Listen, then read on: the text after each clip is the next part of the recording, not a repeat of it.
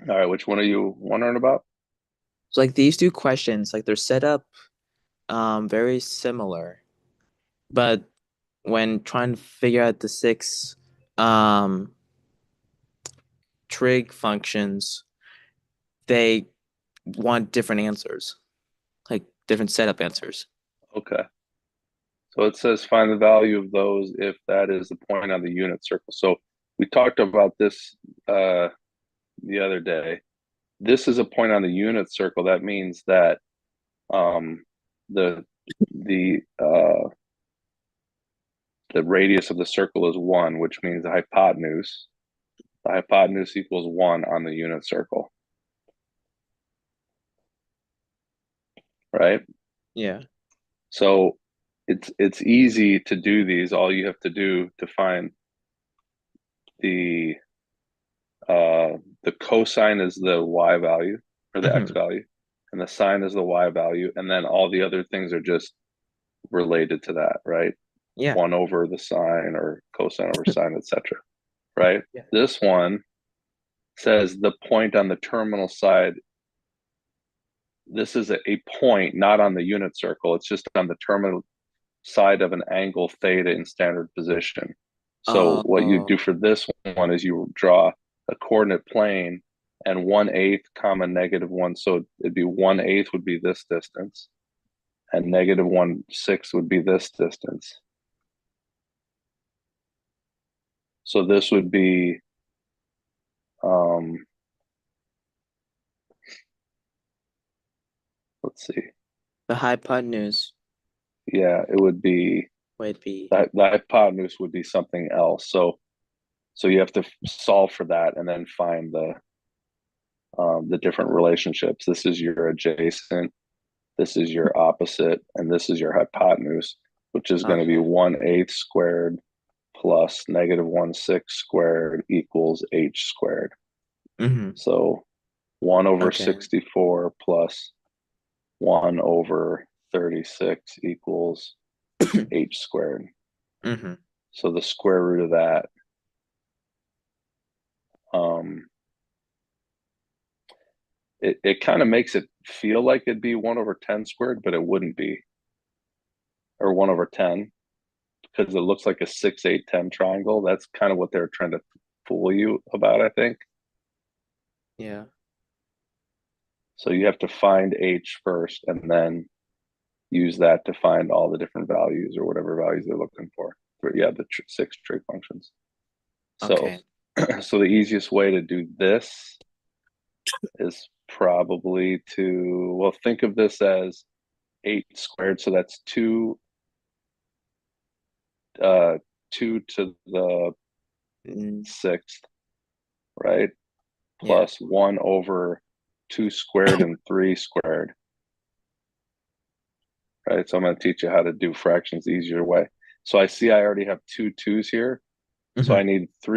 I need two threes here on the top and bottom. And I need four more twos here on the top and the bottom. Hmm. Okay. You know what I'm saying? Yeah. So this would be 9 plus 16 all over whatever 64 times 9 is. And let's just leave it like that. Let's just leave it as 3 squared times 2 to the sixth. So that equals 25. So it's 25 over whatever 3 squared. Well, let's just call it 9 times 64 because we're going to simplify that, right? Yeah. H is equal to 25 over 9 times 64. I'm not even bothering multiplying them out because now to find your sine of that angle, it's going to be the opposite. So -1/6 all over 25 over 9 times 64, right? It's the opposite over hypotenuse. Yeah. So then just multiply by the reciprocal. So that's 9/64 is on the top and 25 is on the bottom. So the 6 is going to cancel out with one of the nines or one of the threes here. So that'll be 2. Hmm. Um, Sorry, the three. There'll be a three left over, not a two. Sorry. And then it'll cancel with one of these. So that would be 32. So that's going to be negative 96 over 25 is your sign. Okay, Okay. that is not correct. Oh, Hold on. What are we doing wrong here? That's not correct.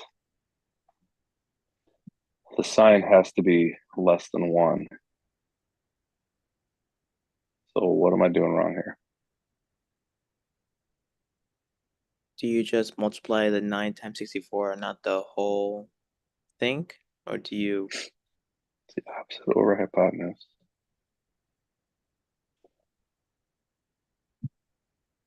The sine of the angle is the opposite over hypotenuse, right? Is that hypotenuse right? Squared. Sometimes I make mistakes when it's late at night and I'm tired, which I am right now. Oh, So sorry. 1/8 squared plus negative 1/6 squared equals h squared. Oh, we forgot to take the square root, idiots.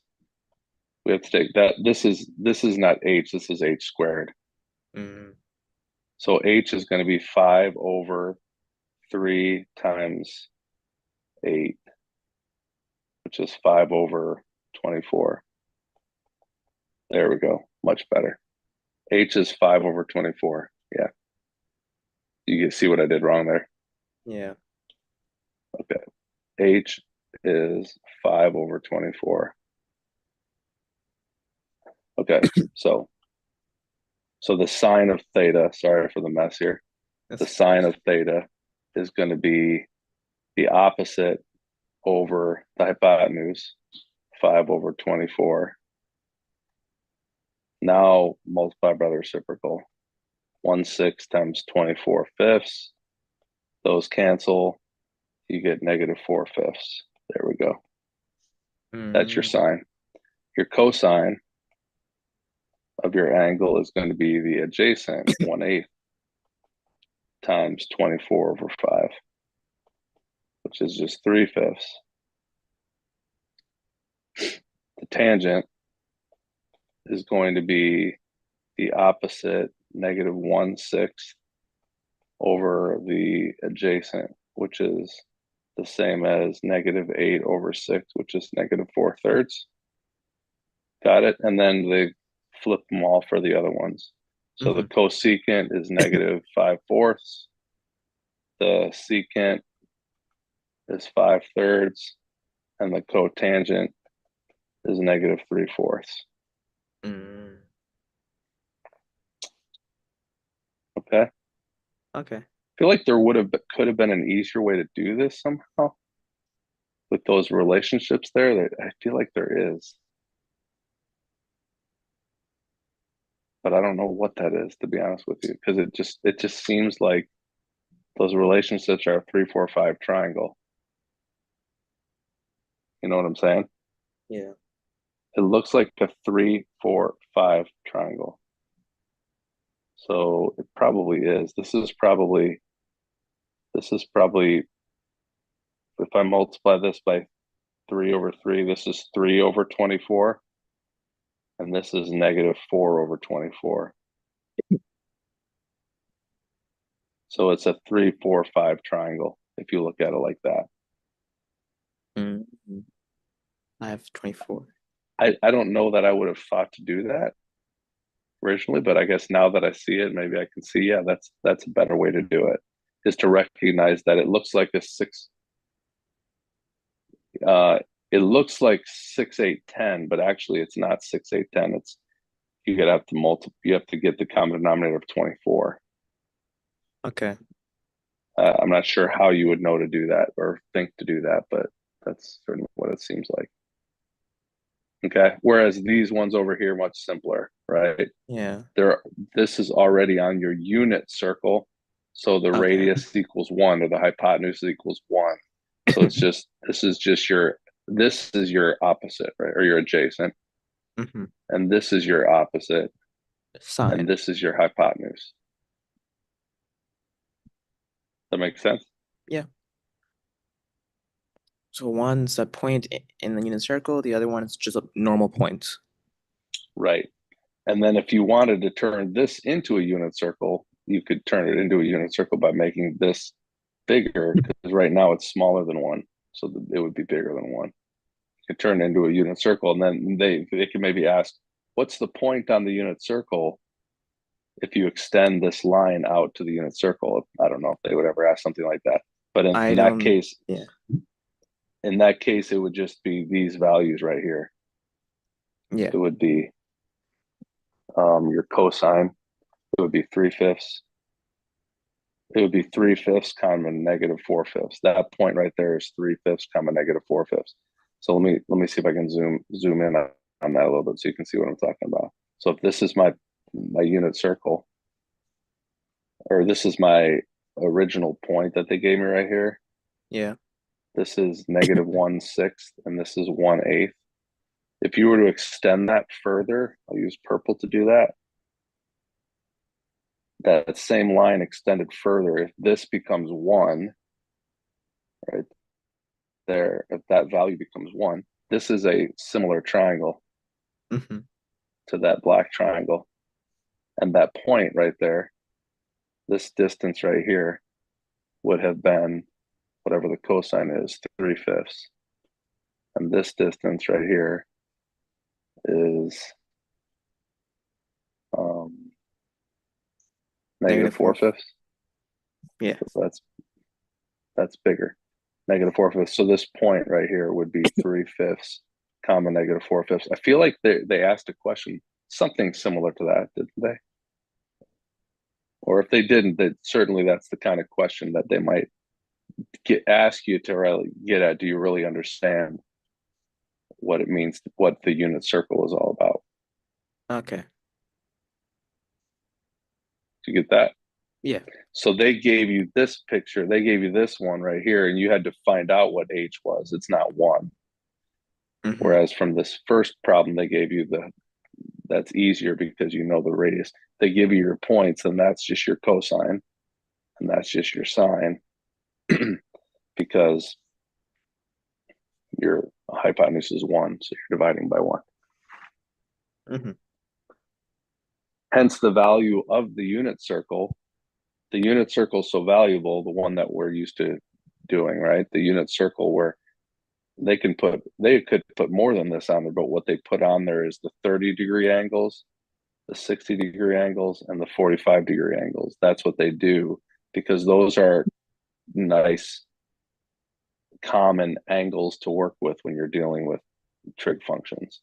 So Hmm. the unit circle just gives you a big old cheat sheet for all your values for all your different triangles that you got there. So if you got this triangle right here, remember that's a unit circle. So that this is √3/2, and this is 1/2. √3/2 1/2. So that's the cosine. So this angle is 30 degrees. So this is Hmm. the cosine of 30 degrees, and this is the sine of 30 degrees. And the reason that's such a valuable thing is because then you just memorize, you learn how to create that unit circle, and you've got a really quick, easy way to access all of the Hmm. values of your triangles here, right? There's 30, Yeah. this is 210 because it's 30 plus 180, right? And they're the same angles there. They're just the signs here are different, And right? So it's for the the same values, same absolute values. and for the 30 degrees, the tangent would be square root of 3, right? Yeah, so the tangent, I always on my unit circle, I like to write it. No, it would be 1 over the square root of 3. 1 over the square root of 3? Yeah, because it's the sine over the cosine. Okay. The tangent of this one up here is the square root of 3, because this is 1/2 comma √3/2. So the square root of 3, I just like to write it on the outside. I like to write the tangent on the outside. And this one, of course, is √2/2, √2/2, and 1. Okay. Okay, good. Okay. Any other questions for me today? I do have One more, if you don't Yeah. mind. It's something that he never taught us what to do, and it was my first time when I was doing the review. Okay.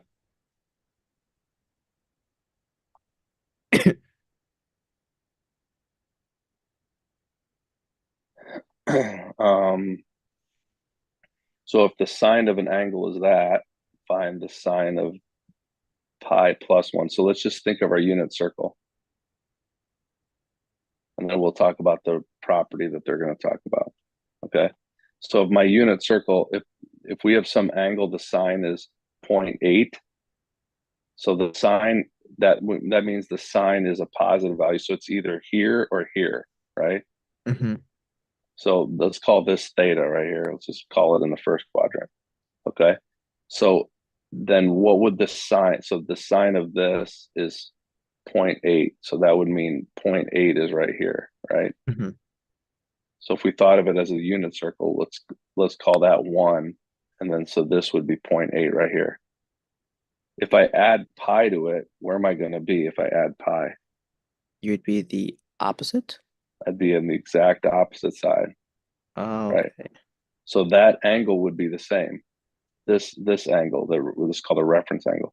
That reference angle would be the same, right? Hmm. If I add pi to that value, it's going to be right here. So this is adding pi to it. So what's the Oh, value of this sign now? The negative sign, point yeah, the 0.8. sign is going to be negative zero point 0.8. Okay, does that make sense?